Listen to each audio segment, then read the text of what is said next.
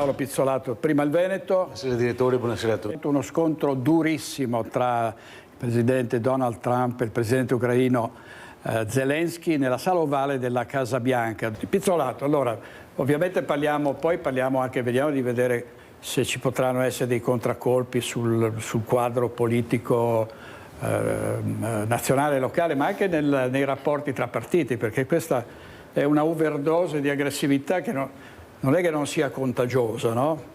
Queste sono cose che lasciano tracce e condizionano anche l'attività della politica in generale. Speriamo di no, ma in genere.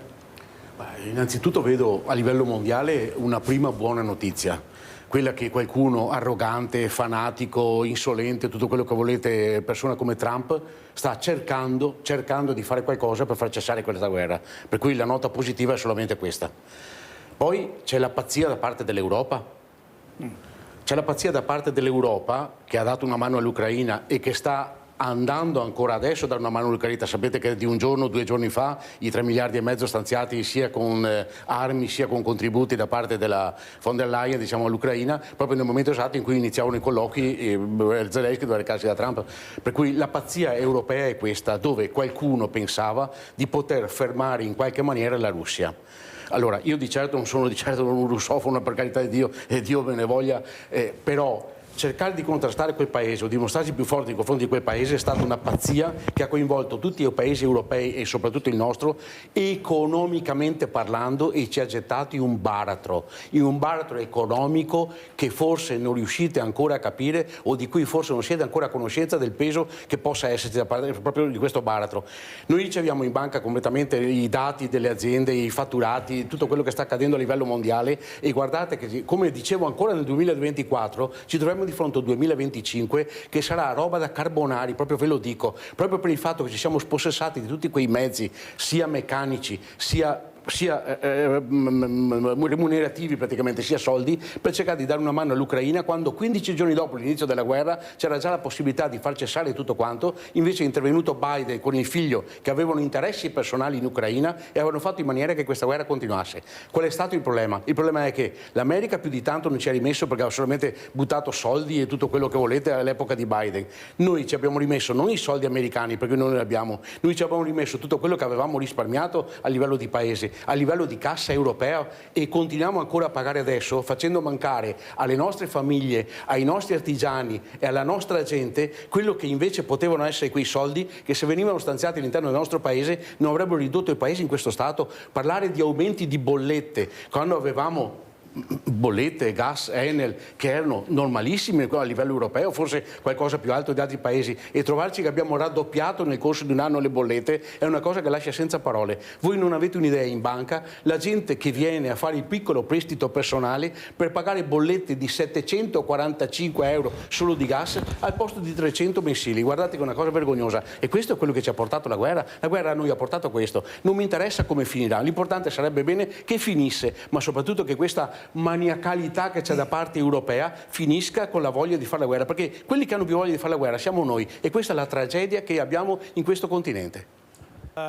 Pizzolato, del 24 novembre scorso le cose non sono cambiate, no? Cioè, diciamo, lo schema è sempre questo, in attesa che ci sia una svolta a partire dal terzo mandato.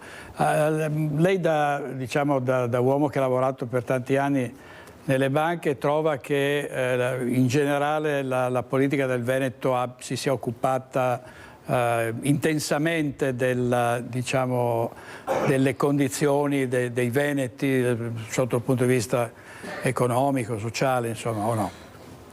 Io, che provengo anche da un partito a cui si fa riferimento adesso per le elezioni, logicamente i miei trascorsi li conoscono tutti quanti, sono un po' imbarazzato e deluso da tutto quello che sta avvenendo in questo momento nel Veneto. Innanzitutto, piccolo passaggio a livello politico, molta confusione nel centrodestra, perché ognuno vuole far valere la propria potenzialità. La Lega Nord perché dice noi abbiamo comandato tanti anni facendo bene, e Fratelli d'Italia giustamente dice ma gli ultimi risultati alle votazioni che noi abbiamo avuto sono nettamente superiori a quelli vostri, e questo senza dubbio è un dato di fatto, perché con tutti tutte le debacle che ha avuto Salvini, logicamente la Lega Nord ha avuto un crollo, che se restava tutto come prima probabilmente avremmo comandato il Veneto chissà per quanti anni. Altro passaggio politico, per carità di Dio, chiunque possa essere il candidato regionale, anche se dovesse essere Zaia di nuovo, ci sono alcune differenze. Uno sarebbe la novità, se c'è qualcuno di nuovo che potrebbe portare anche una ventata di ricambio, una ventata di novità all'interno del Veneto. Con Zaia ancora una volta, pur dicendo lui o dicendo gli altri che hanno fatto bene, inizierebbe a essere un po' anche una dittatura da parte mia, perché 20 anni un presidente della regione, 25 anni un presidente della regione vuol dire, primo, che non è un ricambio, seconda cosa che la gente si abitua talmente tanto a quella persona che effettivamente non va più a votare perché tanto vale, scusate, se lui è il candidato non vale la pena andare a votare, vince lui e lo abbiamo per altri 5 anni, per cui non c'è neanche la possibilità di capire se c'è qualcun altro logicamente che possa essere migliore. Poi economicamente parlando sono successe alcune cose che mi hanno lasciato un po' perplesso. Innanzitutto abbiamo avuto dei comuni, prendo Eraclea come campione, che purtroppo non me l'aspettavo, e all'interno della regione Veneto sono stati succubi di quello che pensavamo fossero problematiche solamente del sud e che invece abbiamo toccato con mano anche qui al nord. Infiltrazioni mafiose, problematiche di aziende che iniziano a fallire. Abbiamo avuto 2 banche nostre, venete, lasciate per strada che hanno provocato una debacle economica di cui nessuno parla, ma non avete un'idea come tocchiamo con mano noi in banca questi accadimenti, quello che c'è stato, in cambio del salvataggio del Monte Paschi di Siena, dove tutti quelli che amministravano il Monte Paschi di Siena, ve lo dico chiaramente, si sono riciclati all'interno di piccole banche di credito cooperativo, e abbiamo anche noi qui nel Veneto qualcuno di questi lazzaroni che erano all'interno di quella banca che adesso amministrano le banche di credito cooperativo. Per cui sinceramente un po' di cambiamento, un po' di novità non starebbe male in questa regione. Che poi uno dica la sanità è la migliore in assoluto, i trasporti sono i migliori in assoluto, ognuno fa la propria pubblicità, perché qui è solo questione di campagna elettorale e di pubblicità. Però economicamente parlando, noi che pensavamo di essere la vecchia locomotiva del nord-est e che pensiamo sempre di andare ancora bene, guardate che vi dico, lo tocco con mano ogni giorno, ma non è per essere il solito pessimista che dà i dati quelli sbagliati, è perché proprio ti accorgi proprio toccando con mano i bilanci delle aziende che le cose in Veneto non vanno più così tanto bene, e vediamo anche da quello che sta accadendo con la pista da bob a Cortina, con tutte quelle cose delle Olimpiadi, che ci sarà un massacro economico anche in questa regione, e purtroppo chi ne patirà saranno sempre le piccole aziende, perché il privato bene o male sicuramente si salverà, ma gli artigiani commercianti, guardate che sono state date indietro nel 2023-2024 22.000 partite IVA in Italia da parte del Veneto.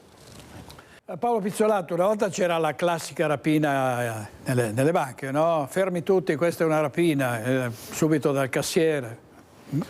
Io racconto sempre, ogni tanto quando vengo qui, di averne subite 9, e nel corso degli anni si sono trasformate. Sono passate dalle classiche rapine dove entravano con i mitra e con le pistole, arrivare all'ultima rapina con il taglierino. Dalla banda di Maniero a quelli che sapevano perfettamente come usare le armi, all'albanese o rumeno di turno che era entrato in Italia anni fa e che veniva a fare la rapina solamente col bassista, solamente col coltellino. Il mondo è cambiato completamente, è cambiato tutto quanto. Quando vedo queste cose, e Bassano de Grappa la conosco molto, ma molto bene, fa restar male, perché non è solo Bassano, perché Dio fosse un caso sporadico, però provenendo anche da Mestre, da quella zona dove alle 8 di sera anche in Piazza Ferreto certe volte non puoi nemmeno più andare fuori, o devi guardarti bene le spalle se devi raggiungere il parcheggio dove hai lasciato l'auto, mi inizio a chiedermi in che paese viviamo, perché sento parlare di Daspo, sento parlare di espulsione, sento parlare di questo e di quell'altro, però raccontavo prima anche un attimo mentre c'era il servizio che in Piazza Ferreto 8 senegalesi si sono battuti fra di loro davanti a 2 carabinieri che non sapevano più a che parte girarsi per cercare di calmarli, con coltelli e con bottiglie rotte. Arrivato a questo punto mi chiedo, ma com'è possibile in questo paese, in Italia, una cosa del genere? Mi chiudo dentro casa, ho l'allarme, mi compro il cane, ho messo su il video, devo stare attento perché se viene qualcuno dentro casa mia non posso difendermi perché è eccesso di legittima difesa. Ma dov'è che stiamo andando con questo paese? Perché qualcuno mi dirà, ma anche gli altri hanno lo stesso problema. Guardate che in paesi scandinavi non sanno nemmeno cosa voglia dire chiudere la chiave la porta, e stiamo parlando di Europa, per cui qui da noi diciamo la cosa è nettamente peggiorata. È nettamente peggiorata perché, mi dispiace utilizzare sempre questo termine, la porcheria che abbiamo introdotto dall'Africa e continuerò continuerò a adoperarlo fino a quando qualcuno non mi chiuderà la bocca, questa porcheria qui ha incrementato quello che sono i reati all'interno della nostra nazione. Sono incrementati anche nel Veneto proprio a causa di queste porcherie, perché guardate che se andate in giro, prima vedevamo Padova, Bassano del Grappa, per carità non so chi possa essere stato, ma anche Mestre, che ripeto tocco con mano ogni giorno, ogni sera, sono tutte cose, tutte persone, per carità di Dio, non vorrei offendere i cittadini, che provengono da altri paesi. Per cui mi chiedo, cosa ha portato di buono questa immigrazione? Cosa ha portato di buono questa gente che è venuta dalla guerra, dalla fame, in cerca di posti di lavoro, quando la balla ormai è evidente, è realtà davanti a tutti? Certe volte mi chiedo, mi faccio una domanda, ma perché in casi del genere, per cercare di consentire al cittadino di poter vivere un po' serenamente, non si possono utilizzare quelle che sono le nostre forze armate, i nostri mezzi armati, ragazzi che si addestrano dalla mattina alla sera, che stanno in caserma lì aspettando che qualcuno li mandi o a qualche fronte per morire per niente, oppure che non serve a nulla perché sono pagati. Cioè, mettiamoli in campo. So che logicamente a livello di governo utilizzare l'esercito vuol dire essere arrivato allo stremo delle forze, per cui avevi l'ultima occasione che era questa qui. È vero, è una figuraccia, ma scusate, la pelle mia vale più, secondo me, non voglio essere un arrogante, di un senegalese che spaccia droga in Piazza Ferretto. Per cui se qualche bel soldatino comincia a difendermi o comincia a difendere la mia famiglia o i bambini che passano per strada o che vanno in giro a scuola, secondo me è la cosa più giusta che si possa fare, per cui invito anche il governo a utilizzare l'esercito delle maniere più consone possibili. Grazie molte Pizzolato. Io ringrazio molto i nostri ospiti.